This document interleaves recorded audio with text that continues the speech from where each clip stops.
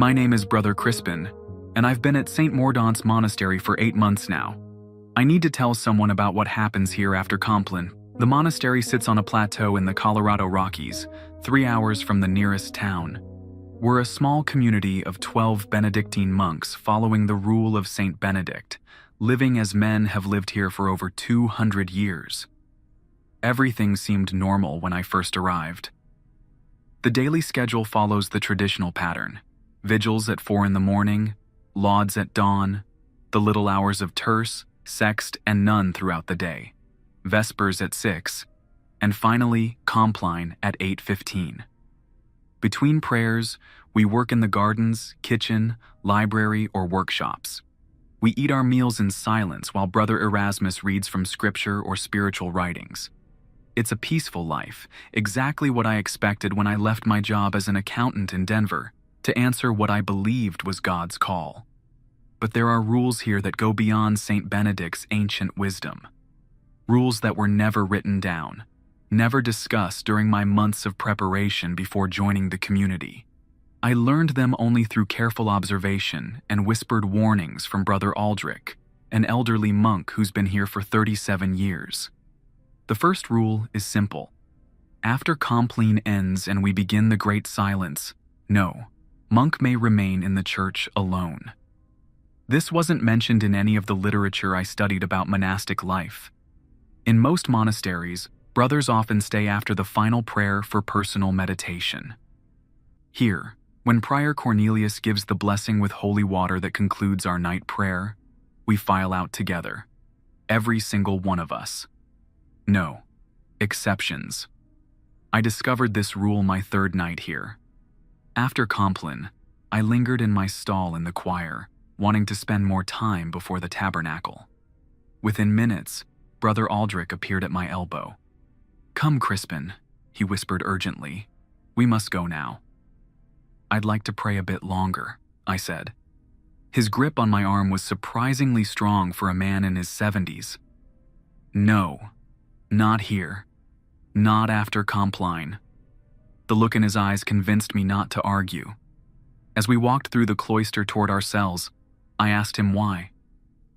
"The church feeds during the Great Silence," he said quietly. "It requires privacy for its meals. We learned long ago not to interrupt." I thought he was speaking metaphorically about prayer and meditation until I saw what he meant. Now, 8 months later, I know Brother Aldrich chose his words carefully. The church does feed, and what it consumes would drive most men to madness. The second rule involves the cloister itself. During daylight hours, our covered walkway around the central courtyard is a place of peaceful movement between the church, refectory, library, and our living quarters. Sunlight filters through the stone arches, and in good weather, we often pause to admire Brother Magnus's herb garden in the courtyard center. But after Compline, no, monk walks the cloister alone. If you must move between buildings during the Great Silence, you find another brother to accompany you, or you don't go at all. Brother Dunstan, who manages our small farm, explained this to me during our work in the vegetable garden. "The pathway grows hungry after dark," he said, his hands shaking slightly as he pruned tomato plants. "It develops additional appetites that weren't there during construction." "What do you mean?" I asked. He paused and looked toward the cloister, even though we couldn't see it from the garden. "The arches multiply when no one's watching. New openings appear between the old ones. They lead to places that were built before our monastery existed." "That's not possible," I said. Brother Dunstan turned to face me directly. His left eye twitched, something I'd noticed happened whenever he discussed the nighttime rules. "Brother Crispin, I've been here 11 years. I've seen monks walk into those extra arches during the Great Silence. They come back changed. Brother Thaddeus went through one last winter. He returned 3 days later speaking in a language none of us recognized, and his teeth had all fallen out. Prior Cornelius moved him to a different monastery before he could teach the words to anyone else." I wanted to dismiss his account as delusion, but Brother Dunstan was one of the most practical men I'd ever met, a former engineer who spoke precisely about everything from soil composition to irrigation systems. The third rule is the most disturbing. During the Great Silence, no monk may look directly into any mirror or reflective surface, including windows at night. Our cells each have a small mirror above the wash basin, and we must cover them with thick black cloth after compline. The windows in our sleeping quarters have heavy curtains that must be drawn completely closed before we retire, and we nail them shut from October through March. Brother Oswald, our librarian, told me about this rule when I offered to help him with late evening cataloging work. We finish all library tasks before compline, he said, closing the catalog ledgers with unusual haste. And we seal every reflective surface that faces inward toward the cloister. Why? He gestured toward the large windows that looked out from the library onto our central courtyard. During the day, these windows provided beautiful natural light for reading and studying. Now, as evening approached, I could see he'd already covered each pane with what looked like layers of black canvas nailed directly into the window frames. The reflections become doorways during the Great Silence, he said, his voice dropping to barely above a whisper. Things use them to visit from places that shouldn't connect to ours. What kind of things?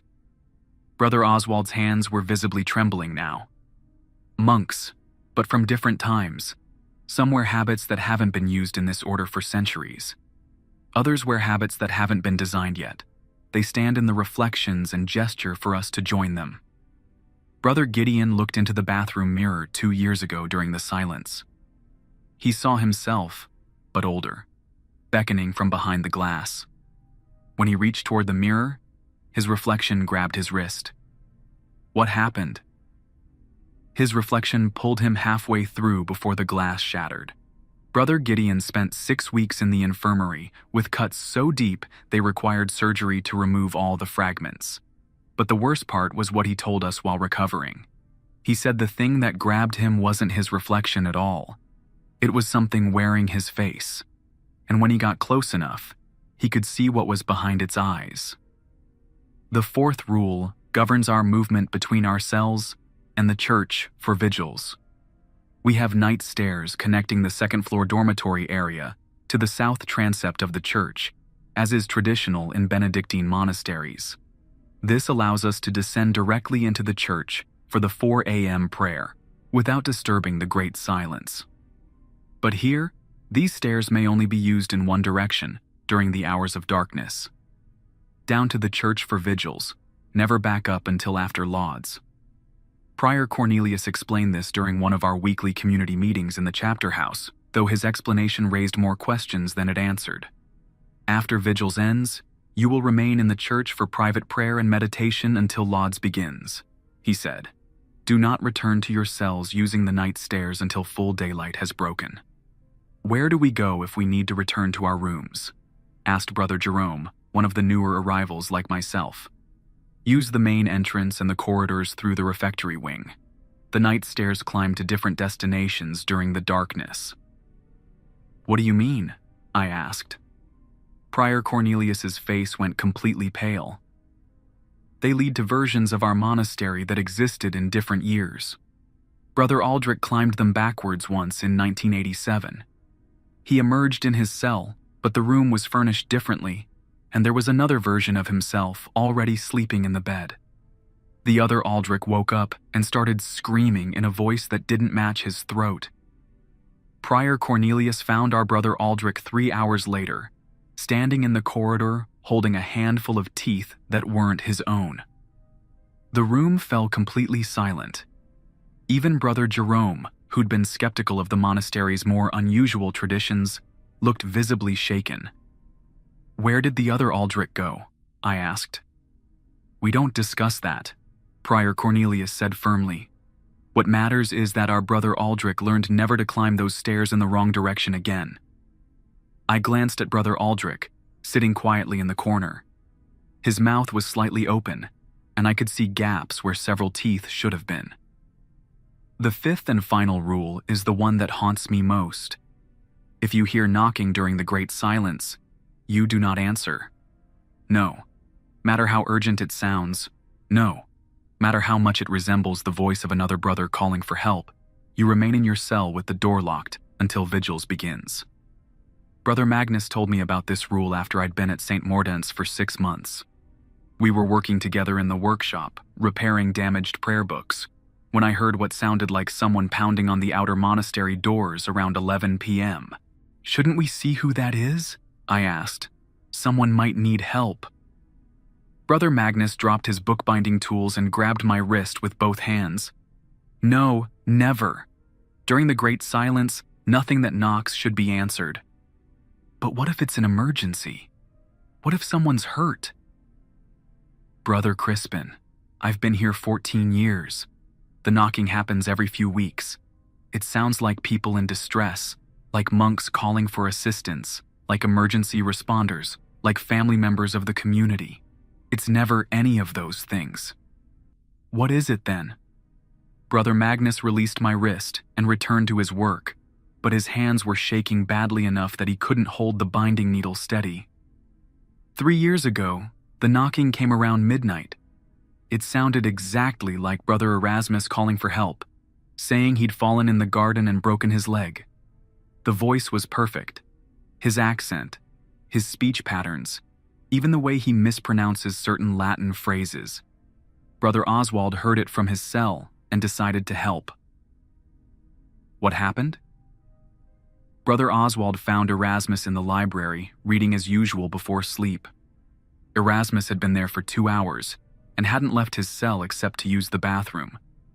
When they listened together, the knocking was still happening, and the voice was still calling Erasmus's name, begging him for help. Then who was making the noise? Magnus set down his tools entirely. They crept to the main door and looked through the peephole. There was something standing outside that looked exactly like Brother Erasmus, but its proportions were wrong. The arms were too long, and it was wearing a habit that was soaked with fresh blood. When it saw them looking through the peephole, it smiled, and they could see that all of its teeth had been filed into points. What did they do? They waited until morning. When they opened the door after lauds, there was nothing there except a large pool of blood that looked several hours old. Prior Cornelius had the area blessed and covered with new stones, but every few weeks, the knocking returns. I should have left St. Mordaunt's then. Any reasonable person would have packed their belongings and returned to the outside world. But I was convinced these stories were elaborate hazing for new brothers, or perhaps shared delusions brought on by isolation and the stress of monastic life.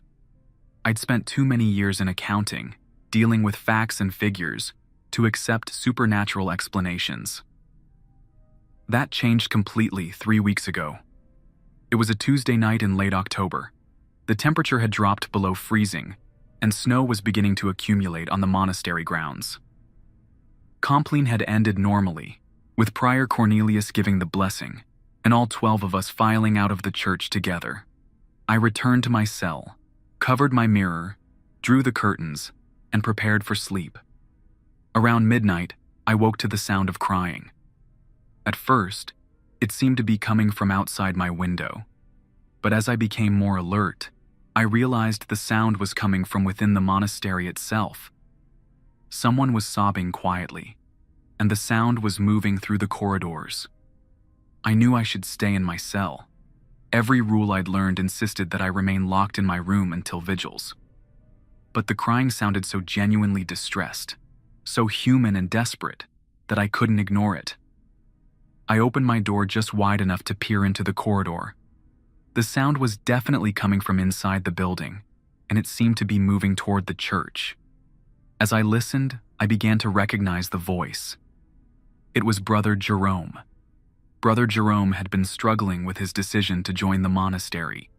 He'd mentioned during our work periods that he was having doubts about his vocation, wondering if he'd made a mistake leaving his life in the outside world.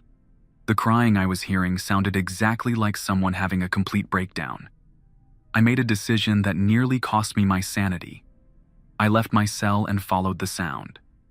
The corridors were lit by small emergency lights, that cast long, dim circles of illumination every 20 feet. Between these circles, the darkness was nearly complete. I moved slowly, following the sound of sobbing toward the church. As I walked, I began to notice that the corridors felt longer than they should. I'd made this journey dozens of times during daylight, and it normally took less than 2 minutes to reach the church from my cell. I'd been walking for at least 5 minutes, and the church doors were still nowhere in sight. The crying was getting louder, though, and more desperate. I could hear Brother Jerome's voice saying, "Please, someone help me. I can't find my way back. Please." Finally, I saw the church doors ahead.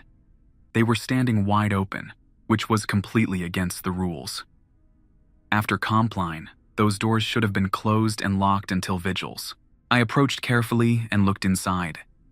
The church was not empty. Brother Jerome was there, but he wasn't alone.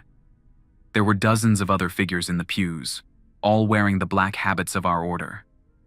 They sat completely motionless, facing the altar, and in the dim light I could see that some of their habits looked much older than ours, made from different materials and cut in styles I didn't recognize.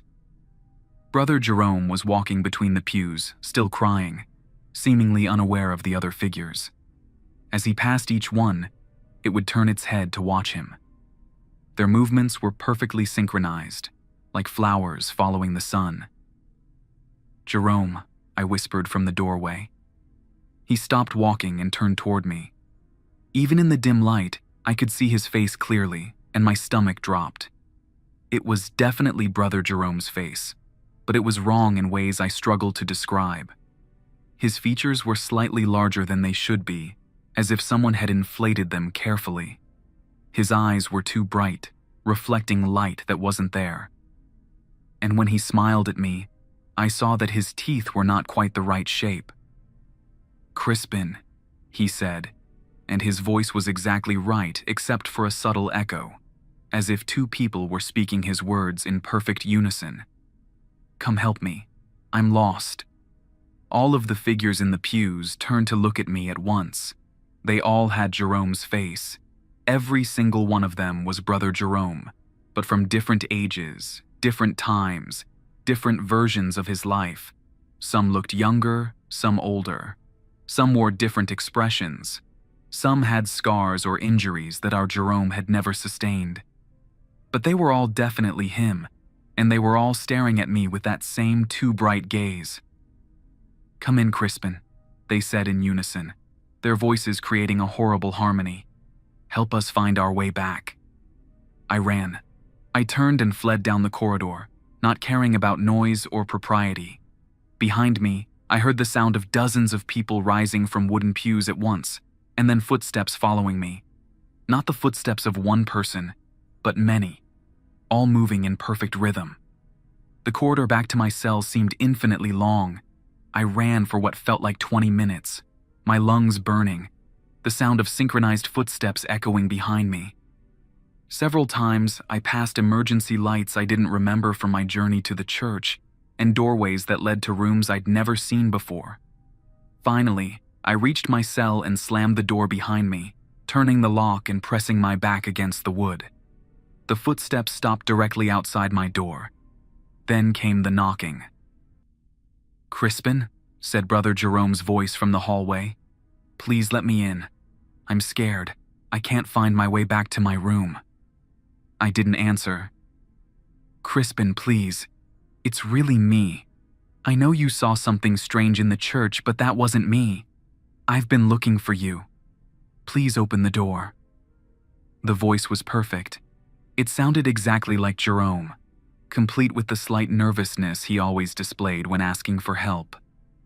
If I hadn't seen what I'd seen in the church, I would have believed it completely. "I know you're in there, Crispin.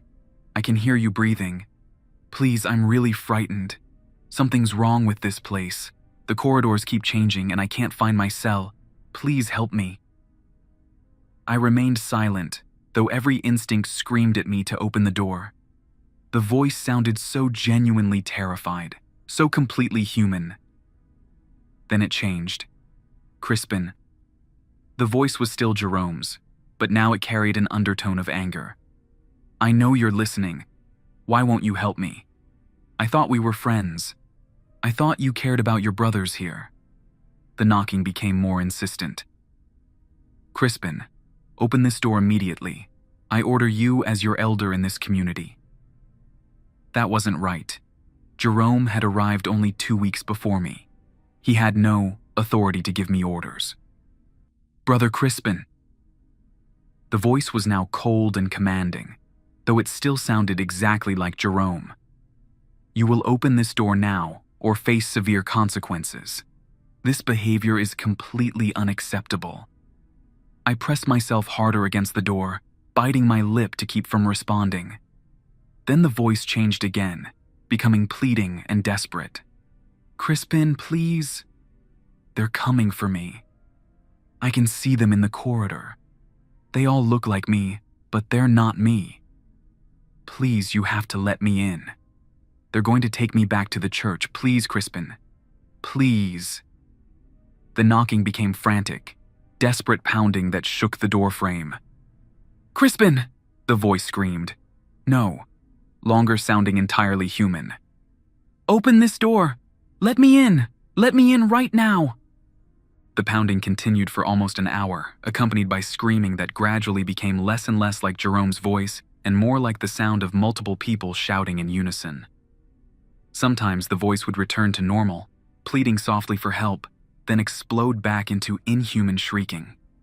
Finally, around 3 a.m., everything went silent. I remained pressed against the door until the bell rang for vigils at 4. When I finally emerged from my cell, I found Brother Jerome in the corridor, looking confused and exhausted.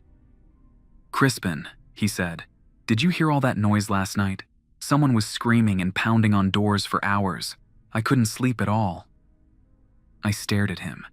He looked completely normal. The right proportions, the right features, eyes that reflected light naturally. "Where were you?" I asked. "In my cell, of course. Where else would I be during the Great Silence?" "You didn't leave your room at all." "No, why would I? You know the rules." I wanted to ask him about the church, about the figures in the pews, about the knocking on my door. But looking at his genuine confusion, I realized he had no memory of any of it. At vigils that morning, I watched Brother Jerome carefully throughout the entire service. He behaved normally, prayed the Psalms correctly, and showed no signs of the supernatural encounter I'd witnessed.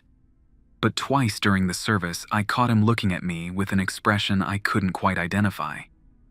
And once, just for a moment when he thought I wasn't watching, I saw him smile with teeth that seemed slightly too sharp. That was 3 weeks ago. Since then, I've followed every rule perfectly. I stay in my cell during the Great Silence. I don't look into reflective surfaces after Compline. I don't walk the cloister alone after dark. I don't use the night stairs in the wrong direction, but the rules aren't enough anymore. Every night during the Great Silence, I hear things moving in the corridors. Footsteps that don't belong to any of the brothers. Voices calling my name in languages I don't recognize. Scratching sounds from inside the walls. And twice more, I've heard Brother Jerome crying in the darkness, begging for help, claiming he's lost and can't find his way. I don't open my door anymore. No, matter what I hear.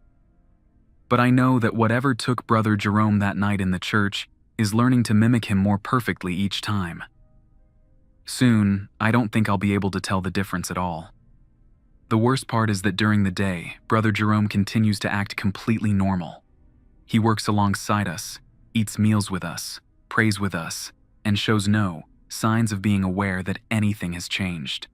But sometimes, when he thinks no one is watching, I see him counting the other brothers, as if he's making sure we're all still here.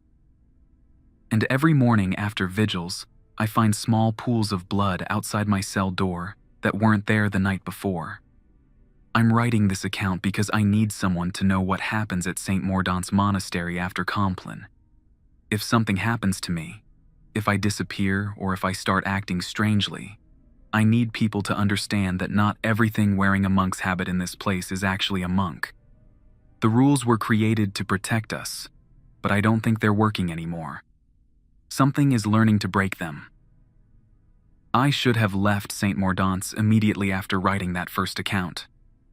Instead, I've been here for another month, and the situation has deteriorated beyond anything I could have imagined. What I thought was an isolated incident with Brother Jerome has revealed itself to be part of something much larger and more terrifying. The morning after I finished writing part 1, I found Brother Aldrich waiting outside my cell.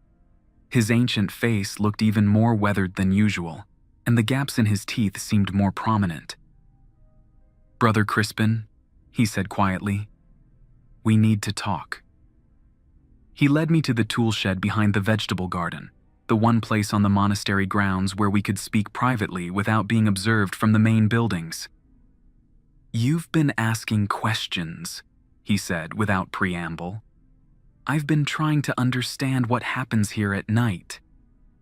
Brother Aldrich laughed, but there was no humor in the sound. "Understanding is a luxury we can't afford. The rules exist to keep us alive, not to satisfy curiosity. But what are we dealing with? What is this place really?" He was quiet for a long moment, staring at his gnarled hands. Finally, he spoke. "St. Mordaunt's wasn't built as a monastery, Brother Crispin. It was built as a prison." "What do you mean?" "In 1823, a group of Benedictine monks came to Colorado Territory following reports of strange occurrences in this area. Local native tribes had avoided this plateau for generations, claiming it was a place where the dead gathered to practice being alive again. The monks thought they could sanctify the land through prayer and devotion." Brother Aldrich picked up a rusted garden tool and turned it over in his hands. "They built the monastery according to traditional plans, but they made modifications, extra walls, specialized rooms. The church was constructed with particular materials and blessed according to rituals that aren't found in any standard liturgical books. They weren't trying to create a house of worship, Brother Crispin. They were trying to create a containment facility." "Containing what?" "The monks discovered that this plateau exists at a convergence point. Multiple versions of reality intersect here, like layers of tissue paper pressed together. During certain hours, under specific conditions, these layers become permeable. Things that should remain separate begin to bleed through." My hands started trembling. "The other versions of Brother Jerome are just the beginning. Every person who has ever lived at St. Mordaunt's leaves an imprint in the convergence. When the barriers weaken during the Great Silence, these imprints can manifest physically. They appear identical to the original person, but they carry memories and experiences from different timelines, different versions of this place." "How long has this been happening?" Brother Aldrich's face grew even more grave. "Since the day the monastery was completed. The original 12 monks who built this place. They're all still here, Brother Crispin, along with every monk who has lived here since. We currently have 47 brothers residing at St. Mordaunt's, though only 12 of them are from our current timeline." The tool shed suddenly felt much smaller and darker. "The rules," I whispered, "were created through trial and error, written in the blood of brothers who didn't survive the learning process. Each rule represents monks who died discovering what happens when you break it. The night stairs that lead to different years? Brother Benedict climbed them in reverse in 1847 and was found 3 days later in his cell, aged 40 years in a single night, babbling about events that wouldn't happen until 1892. The mirrors that show other faces? Sister Catherine looked into one in 1889. Yes, we had nuns here briefly, and saw herself being murdered. The next morning, we found her body in the exact position and condition she'd witnessed in the reflection. Why hasn't anyone left? Why hasn't anyone reported this?" Brother Aldrich gave me a look of deep pity. "Brother Crispin, what makes you think anyone can leave?" Before I could ask what he meant, we heard the bell ringing for terce. Our conversation was over. That afternoon, during our work period, I decided to test Brother Aldrich's claims. I went to Prior Cornelius's office to request a temporary leave of absence, claiming I needed to visit a sick relative. Prior Cornelius listened to my request with no expression on his weathered face. When I finished speaking, he opened a drawer in his desk and removed a thick folder. "Brother Crispin," he said, "I want to show you something." He spread the contents of the folder across his desk. They were letters, dozens of them, all written in my own handwriting. "These are requests you've submitted over the past 8 months," Prior Cornelius said. "Requests to leave St. Mordaunt's for various reasons. Family emergencies, health concerns, spiritual doubts, educational opportunities. You've written them all, but you have no memory of doing so." I stared at the letters. They were definitely in my handwriting, and they contained personal details that only I would know. But I had no recollection of writing any of them. "Every brother who comes to St. Mordaunt's goes through this phase," Prior Cornelius continued. "The part of you that exists in this timeline wants to leave, but the parts of you that exist in the other timelines want to stay. The result is a kind of internal conflict that manifests as selective amnesia. That's not possible. Brother Crispin, you've been having the same conversation with me every few weeks since you arrived. Each time you're genuinely surprised by these letters. Each time you insist you never wrote them. And each time you forget this conversation by the next morning." He opened another folder and showed me detailed notes, all in his handwriting, documenting multiple identical conversations we'd apparently had. The convergence affects memory as well as physical reality. Your mind exists partially in each intersecting timeline, which creates gaps and inconsistencies in your recollections. That's why the rules seem new to you even though you've been told about them repeatedly. I felt sick. How can I trust anything I remember? You can't. None of us can. That's another reason for the rules. They provide structure when our own memories become unreliable. That night, I decided to test the boundaries of what Brother Aldrich had told me. Instead of staying in my cell during the Great Silence, I positioned myself near the main entrance to the monastery. If what he said about being unable to leave was true, I wanted to understand how the restriction worked. The front doors of St. Mordaunt's are massive oak structures, reinforced with iron bands and equipped with heavy modern locks. During the day, they stand open to welcome visitors and delivery personnel. After Compline, they're secured from the inside, or so I thought. When I reached the entrance hall around midnight, I found the doors standing wide open. Cold mountain air was flowing in, carrying the scent of snow and pine. Beyond the threshold, I could see the winding road that led down from our plateau toward the distant town. I approached the doorway carefully and peered outside. The night was clear, with a full moon providing enough light to see the path clearly. Everything looked normal. I stepped outside. The moment my feet crossed the threshold, I found myself standing in the entrance hall again, facing the open doors. Confused, I tried again, walking more deliberately. The same thing happened. One step outside, and suddenly, I was back where I started. On my third attempt, I tried running. I sprinted toward the doorway and leaped through it with as much momentum as I could manage. I landed hard on the stone floor of the entrance hall. "It's not a physical barrier," said a voice behind me. I turned to find Brother Magnus standing in the corridor, watching me with a sympathetic expression. "I tried the same thing my second year here," he said. "The convergence doesn't trap our bodies, Brother Crispin. It traps our possibility. We can't leave because versions of us that succeeded in leaving don't exist in any of the intersecting timelines." "What do you mean?" "Every choice creates branching possibilities. In a normal location, these branches spread out infinitely. Some versions of you become a monk. Others become accountants. Others become completely different people. But here, at the convergence, only certain possibilities can exist simultaneously. The only versions of Brother Crispin that can maintain coherent existence in this location are versions that remain at St. Mordaunt's. But what about monks who left before? The monastery records show brothers who transferred to other communities. Brother Magnus's expression became very sad. Brother Crispin, there are no records of monks leaving St. Mordaunt's. Check again tomorrow. I was about to argue when I heard a sound that made my blood freeze. From somewhere deep in the monastery came the sound of singing. Not the Gregorian chant we use during our liturgical hours, but something much older and more complex. The voices were beautiful, but entirely wrong. They were singing in harmony, but the harmonies contained intervals that shouldn't be possible with human voices. The melody seemed to fold in on itself, creating musical structures that hurt to listen to. The 1823 monks, Brother Magnus whispered.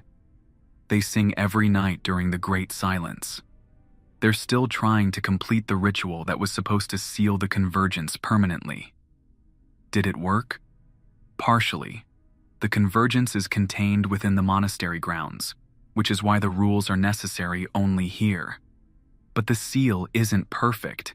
Every year, it weakens a little more. The singing grew louder, and I could hear individual voices now. 12 distinct singers, their voices blending in ways that created additional tones that seemed to come from the walls themselves. What happens if the seal fails completely?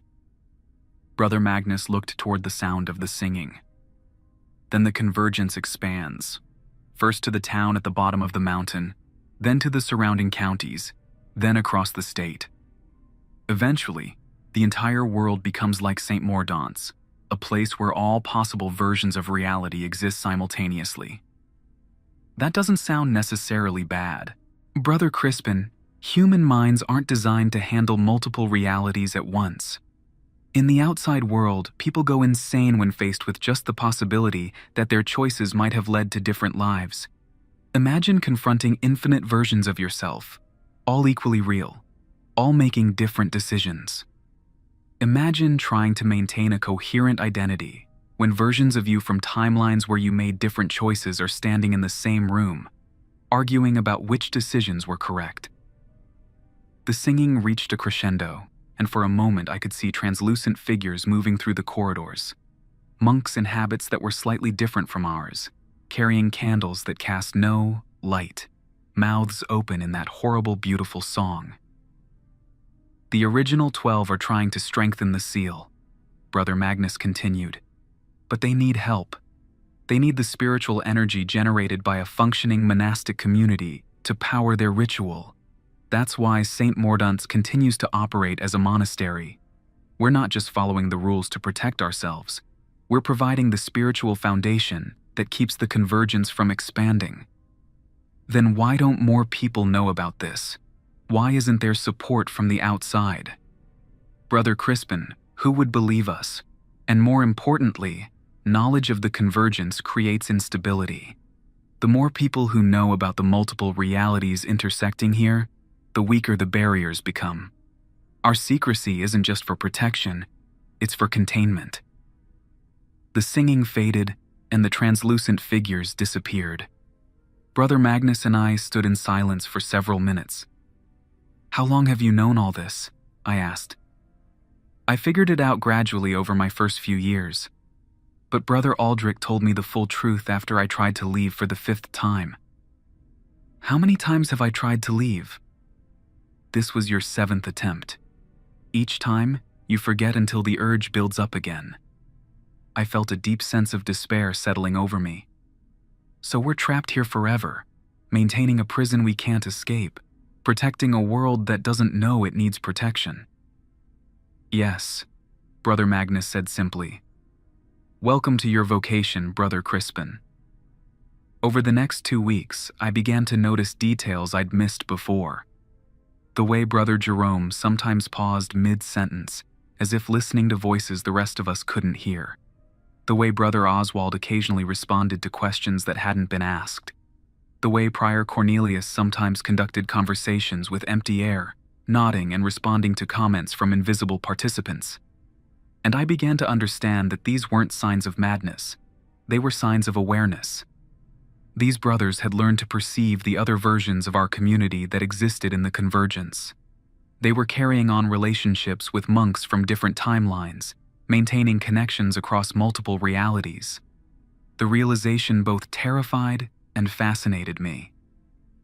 On a Wednesday night in late November, I decided to break the most important rule of all. After Compline, instead of returning to my cell, I hid in the sacristy adjacent to the church. I wanted to see what happened during the Great Silence when no one was there to witness it. The church after Compline is a different place entirely. As soon as the last monk left and the doors closed, the building began to change. The air grew thicker, more humid, despite the cold weather outside. The candles that we'd extinguished began to flicker back to life, though their flames cast no additional light. And then they arrived. Monks began entering the church through doorways that hadn't existed moments before. They came in small groups, wearing habits from different eras, carrying prayer books written in languages I didn't recognize. Some looked exactly like current members of our community, but from different ages. Others were completely unfamiliar faces. I watched through the slightly open sacristy door as they filled the pews. There were dozens of them, far more than the church should have been able to hold. They arranged themselves according to some system I couldn't understand, with the older-looking monks near the altar and the newer arrivals toward the back. When they were all seated, Prior Cornelius entered through the main doors. But it wasn't the Prior Cornelius I knew. This version was younger, wearing a slightly different style of habit, and he moved with a confidence that our Prior Cornelius had never displayed. He walked to the altar and began speaking in Latin, conducting some kind of ceremony I'd never seen before. As he spoke, the church continued to change. The walls became translucent, and I could see through them to other versions of the same space. Some showed the church as it had been during construction, with workers installing the specialized materials Brother Aldrich had mentioned. Others showed it in states of decay, abandoned and overgrown. One showed it filled with modern equipment I didn't recognize, with monks in white habits instead of black. The ceremony continued for what felt like hours. The assembled monks responded to Prior Cornelius's Latin with phrases that seemed to cause the walls to solidify slightly, the multiple overlapping versions of the church becoming less visible. I was watching a reinforcement of the seal that contained the convergence. As the ritual reached its conclusion, the Prior Cornelius conducting the ceremony looked directly at the sacristy door. His eyes met mine, and he smiled with recognition. "Brother Crispin," he said in perfect English, though he'd been speaking Latin moments before. "You've been very curious about our work here." The assembled monks all turned to look at me. I recognized some faces: Brother Jerome from multiple time periods, several versions of Brother Aldrich, monks who looked like older versions of myself. "Come out, brother," the prior said. "You're ready to understand your true role here." I stepped out of the sacristy on trembling legs. "Each monk who comes to St. Mordaunt's serves two functions," the prior explained. "You maintain the spiritual energy necessary for our containment ritual, and you provide additional variants for the convergence to work with. Every choice you make, every prayer you offer, every moment of doubt or faith, all of it creates new branches of possibility that we can use to strengthen the seal." "I don't understand. Brother Crispin, you think you're trapped here, but the truth is more complex. You chose to come here across multiple timelines, following an instinct you didn't understand. Part of you knew what this place was and what it needed. You're not a prisoner, you're a volunteer." One of the monks in the pews stood up. It was an older version of myself, probably in his 60s, wearing the robes of a senior monk. "I've been here 43 years, he said to me. "I've seen the convergence grow stronger and more stable as each new brother joins our community. Every monk who enters St. Mordaunt's becomes part of the solution." "But the rules," I said. "The dangers, the things that happen during the Great Silence, are real," the prior acknowledged. The convergence is not a safe phenomenon. Monks do die here when they break the rules. Monks do get lost between timelines or consumed by the entities that leak through from other realities. But these risks exist so that a much greater catastrophe can be prevented. What happens to the monks who die? They become part of the seal. Their spiritual energy, their commitment to the community, their sacrifice, all of it gets incorporated into the containment system. In a sense, no monk who comes to St. Mordaunt's ever truly leaves. The older version of myself walked over to stand beside me. Brother Crispin, you've been asking the wrong question. You keep wondering how to escape this place. The right question is, how can you help make it stronger? I looked around the church at the dozens of monks from different timelines, all united in their commitment to maintaining the convergence seal. The responsibility was overwhelming. What do I need to do? Continue following the rules, the prior said.